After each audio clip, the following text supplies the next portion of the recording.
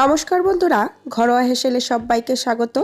আশা করছি সবাই খুব ভালো আছেন। আজকের রেসিপি একদম সাবেকি পদ্ধতিতে ডিমের ঝোল।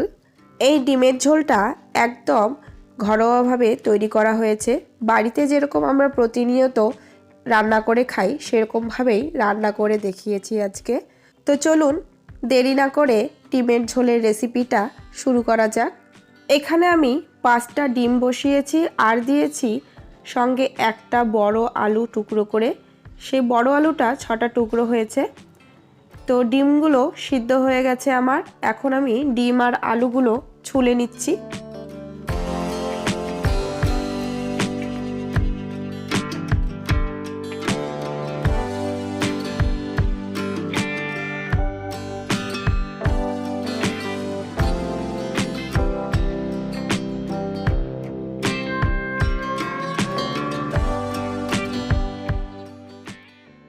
ডিম আর আলু সবগুলো ছুলে নেওয়া হয়ে গেছে।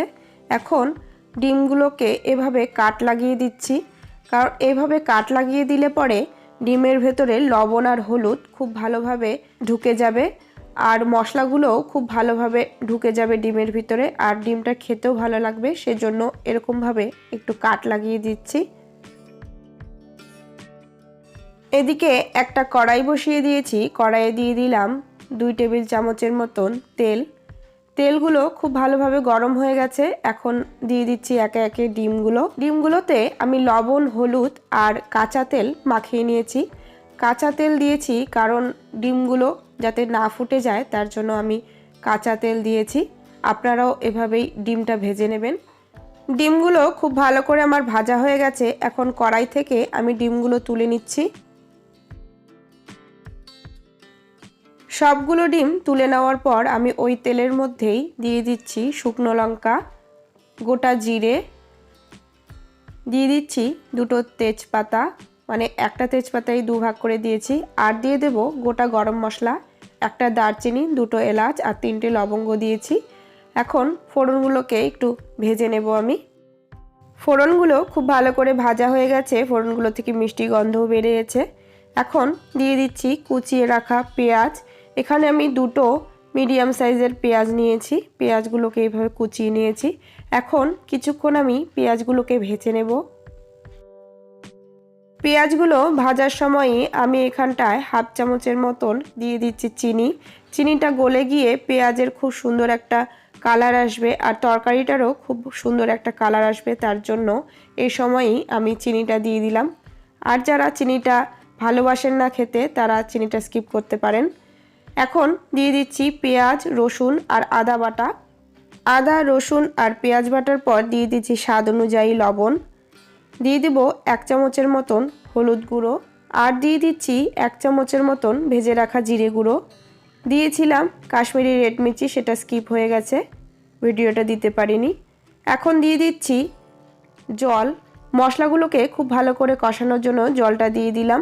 এখন মিনিট খানেকের জন্য ঢেকে দিয়েছি। 5 মিনিট পর আমি ঢাকনাটা তুলে নিয়েছি। একদম লো ফ্লেমে ছিল। এখন মশলাগুলোকে খুব ভালো করে কষিয়ে নেব।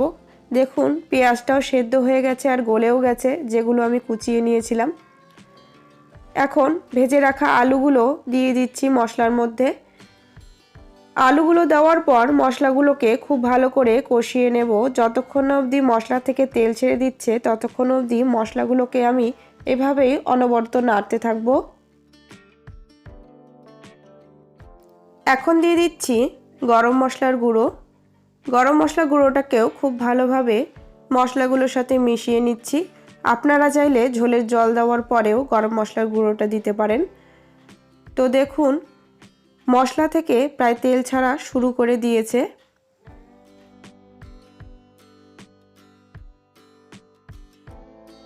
মশলাগুলো আমার খুব ভালো করে কষানো হয়ে গেছে। এখন দিয়ে দিচ্ছি ঝোলের জল। আপনাদের প্রয়োজন অনুসারে ঝোলটা দেবেন, কতটা ঝোল করবেন তার উপর জলটা দেবেন। আপনারা এখানে চাইলে গরম জলও দিতে পারেন। গরম জল দিলে টেস্টটা খুব ভালো আসে। তো আমি এখানে ঠান্ডা জলই দিয়ে দিলাম। তো দেখুন ঝোলের জাল চলে এসছে। এখন দিয়ে দিচ্ছি ডিমগুলোকে।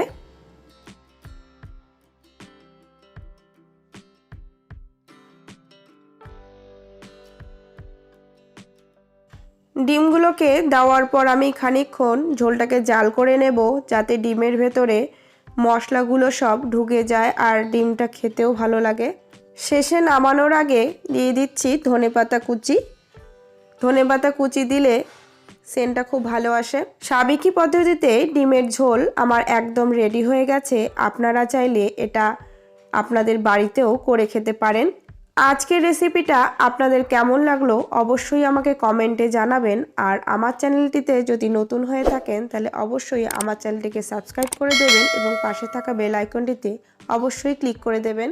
আজকের জন্য এটুকুই। পরের দিন আরও একটি নতুন রেসিপির সঙ্গে আপনাদের সামনে হাজির হয়ে যাব। ভালো থাকবেন, সুস্থ থাকবেন। ধন্যবাদ।